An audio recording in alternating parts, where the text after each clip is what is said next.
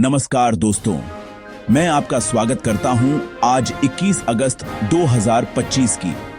ये हैं 20 ताजा और भरोसेमंद खबरें, सिर्फ अभी-अभी की अपडेट्स। जल्दी से पकड़िए हर एक महत्वपूर्ण बिंदु, क्योंकि देश और राज्यों से जुड़ी जो घटनाएं चल रही हैं, वे सीधे आपकी दिनचर्या और कल की राजनीति को प्रभावित कर सकती हैं। चलिए शुरू करते हैं और लाइक और सब्सक्राइब कर दो। राष्ट्रीय समाचार। संसद में गृह मंत्री अमित शाह ने पेश किया संविधान संशोधन विधेयक। संघीय स्तर पर राजनीतिक जवाबदेही बढ़ाने के प्रयास के तहत गृह मंत्री अमित शाह ने लोकसभा में संविधान 130वां संशोधन विधेयक 2025 पेश किया।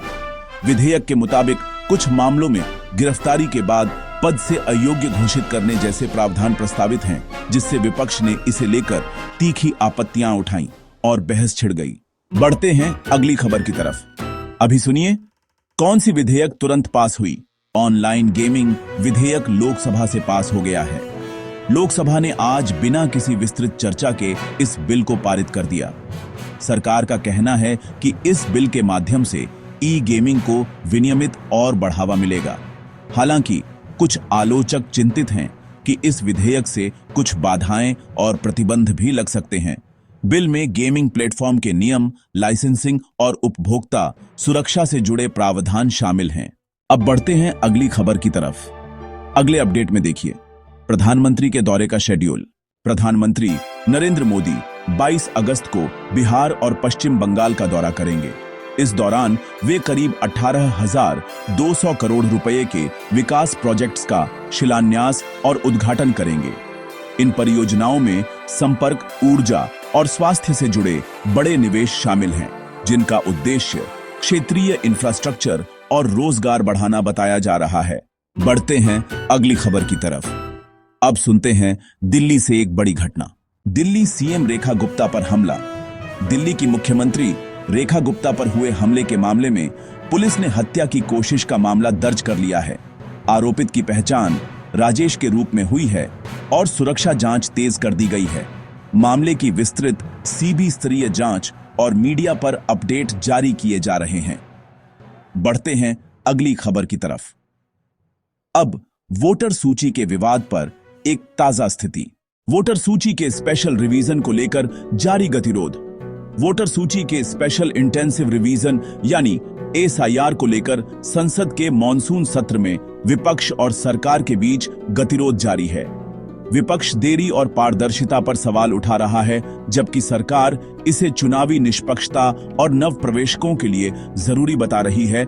बातचीत अभी चल रही है और समिति चर्चाओं की गुंजाइश बनी हुई है। बढ़ते हैं अगली खबर की तरफ। अब चीन भारत मुलाकात का सार सुनिए। बढ़ते हैं अगली खबर की तरफ। अब चीन भारत मुलाकात का सार सुनिए। 6 चीनी विदेश मंत्री वांग यी ने पीएम मोदी से मुलाकात। चीन के सीनियर डिप्लोमेट वांग यी ने प्रधानमंत्री नरेंद्र मोदी से बैठक की। दोनों नेताओं ने द्विपक्षीय संबंधों, सीमा मामलों और क्षेत्रीय स्थिरता पर विचार विमर्श किया। इस मुलाकात को दोनों पक्षों के संबंधों में सहजता और संवाद बढ़ाने की दिशा में महत्वपूर्ण कदम माना जा रहा है। 7 रूसी राष्ट्रपति पुतिन और तुर्की के राष्ट्रपति एर्दोगन के बीच फोन पर बात। रूस और तुर्की के शीर्ष नेताओं के बीच फोन वार्ता में यूक्रेन संघर्ष और क्षेत्रीय सुरक्षा पर चर्चा हुई। दोनों ने वार्ता खंड में शांति प्रयासों और मानवीय मुद्दों पर संवाद जारी रखने पर सहमति जताई।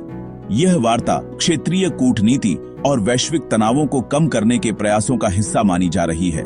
बढ़ते हैं अगली खबर की तरफ। अब रक्षा क्षेत्र में बड़ी खरीद पर नजर डालें। केंद्र ने 62,000 करोड़ रुपए के 97 तेजस मार्क 1A लड़ाकू विमानों की खरीद को मंजूरी दी है। केंद्र सरकार ने 97 तेजस मार्क 1A लड़ाकू विमानों की खरीद को मंजूरी दे दी है। यह निर्णय आत्मनिर्भर रक्षा निर्माण को बढ़ावा देने और वायुसेना की ताकत बढ़ाने के इरादे से लिया गया है। इस डील का अनुमानित आर्थिक प्रभाव घरेलू रक्षा उद्योग पर सकारात्मक रहेगा। बढ़ते हैं अगली खबर की तरफ। अब चलिए उत्तर प्रदेश की ताजा खबरों की ओर। उत्तर प्रदेश की खबरें। 9 जलालाबाद का नाम बदलकर परशुरामपुरी। शाहजहांपुर जिले के जलालाबाद का नाम बदलकर आधिकारिक तौर पर परशुरामपुरी कर दिया गया है। गृह मंत्रालय के आदेश के बाद प्रशासनिक दस्तावेजों और नक्शों में नाम परिवर्तन की प्रक्रिया शुरू हो चुकी है। स्थानीय स्तर पर जनमत और ऐतिहासिक संदर्भों के आधार पर यह कदम उठाया गया बताया जा रहा है। बढ़ते हैं अगली खबर की तरफ। अब प्रदेश में मौसम का हाल सुनते हैं। 10. यूपी में भीषण गर्मी का प्रकोप जारी। उत्तर प्रदेश में भीषण गर्मी जारी है। कई जिलों में तापमान सामान्य से काफी ऊपर बना हुआ है। मौसम विभाग की रिपोर्ट के मुताबिक अगले 48 घंटों में मौसम बदलने की संभावना है और कुछ हिस्सों में तेज बरसात की चेतावनी भी दी गई है। प्रशासन ने जल संकट और स्वास्थ्य सुविधाओं के लिए अलर्ट जारी कर दिया है। बढ़ते हैं अगली खबर की तरफ। अब डिजिटल पहल की ओर देखते हैं। यूपी सरकार ने योजनाओं और निधि प्रवाह की निगरानी के लिए AI आधारित डिजिटल पारदर्शिता मिशन शुरू किया है। इसका उद्देश्य भ्रष्टाचार घटाना, त्वरित जांच और लाभार्थियों तक तेज पहुंच सुनिश्चित करना बताया जा रहा है। अधिकारी प्रशिक्षण और डेटा इंटीग्रेशन पर विशेष बल दिया जा रहा है। बढ़ते हैं अगली खबर की तरफ।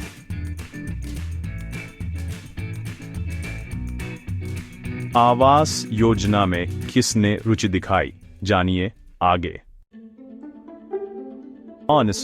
अनंतनगर योजना के तहत 332 प्लॉटों के लिए कुल 8,568 आवेदनों ने भागीदारी दिखाई। आवंटन लॉटरी पद्धति से होगा। प्रतियोगिता अधिक होने के कारण पारदर्शिता, ऑनलाइन ड्रॉ और शॉर्ट लिस्टिंग की प्रक्रियाएं जोरों पर हैं। सफल आवेदकों की सूचियां जल्द जारी की जाएंगी।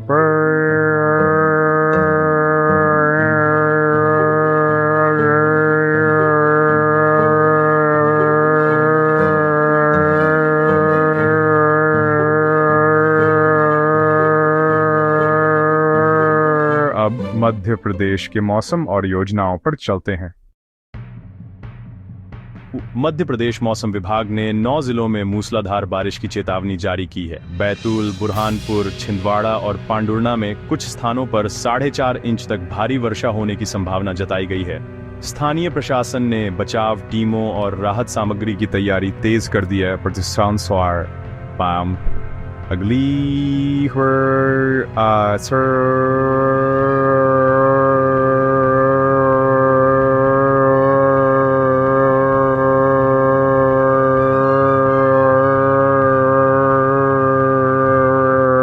एक बड़ा औद्योगिक प्रोजेक्ट कौन सा है, जानिए आगे।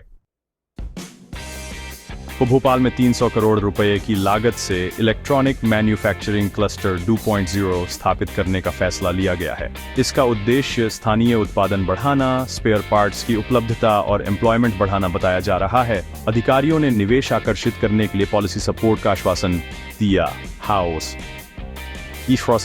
है। बढ़ते हैं अगली खबर की तरफ।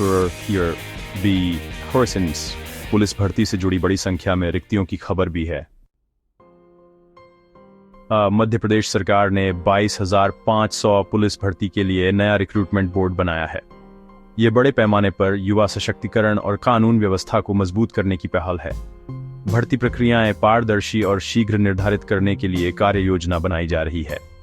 बढ़ते हैं अगली खबर की तरफ।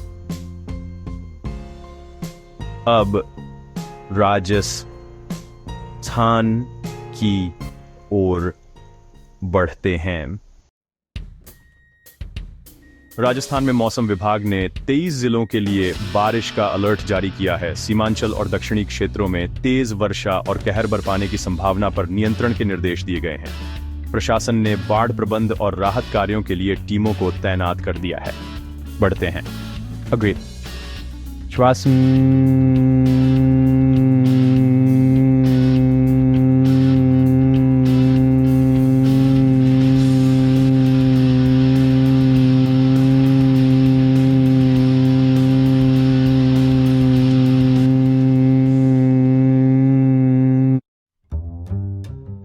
जयपुर में तेज बारिश के बाद कई इलाकों में जलभराव और सड़क बाधा की स्थितियां बन गई हैं। नगर निगम और रेस्क्यू टीमों ने बचाव और पानी निकासी का काम तेज कर दिया है। लोगों से सड़क पर अनावश्यक यात्रा न करने की अपील की गई है। बढ़ते हैं अगली खबर की तरफ।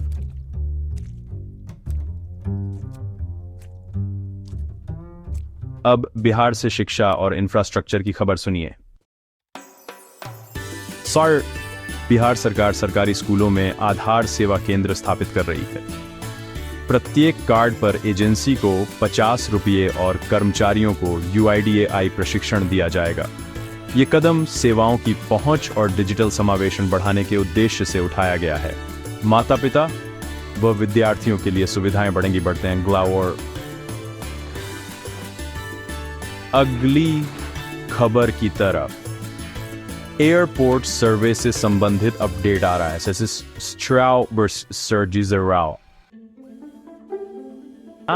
बिहार में 6 एयरपोर्ट के लिए कुल 2,90,00,000 रुपए में जमीन सर्वे का कार्य शीघ्र शुरू होगा।